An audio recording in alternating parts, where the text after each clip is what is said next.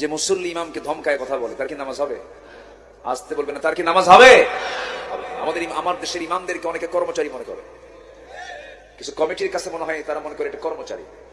খাদেমের সাথে জানোয়ারের মতো আচরণ করে, মুয়াজ্জিনের সাথে বেয়াদবি আচরণ করে। আপনি কি জানেন আজান দেওয়ার মর্যাদা কত? আপনি কি জানেন মসজিদের ধুলা সাফ করলে তার জন্য জান্নাত কি হয়ে যাবে তার জন্য? আল্লাহু আকবার বলেন। আল্লাহর ঘর সাফ করা এটা কম বড় খেদমতের কাজ না। মুয়াজ্জিনের দামটা কত, সম্মানটা কত। সে যাদেরকে ডাকে তারা নামাজ পড়বে, তাদের সব মুয়াজ্জিন পাবে। আস্তে করে সুবহানাল্লাহ। মুয়াজ্জিন যাকে ডাকবে সেই লোকগুলো নামাজ পড়বে, সে তো নামাজ পড়বেই।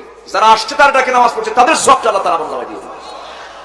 মসজিদ পরিষ্কার করতে একটু ভুল টুল করলে কি অসভ্য ভাষায় কথাবার্তা বলে কমিটির কিছু লোকে, আছে না নয়? তারা এত কষ্ট করে কম বেতনে, এই বাংলাদেশে সবচাইতে কম বেতনে চাকরি করে কারা?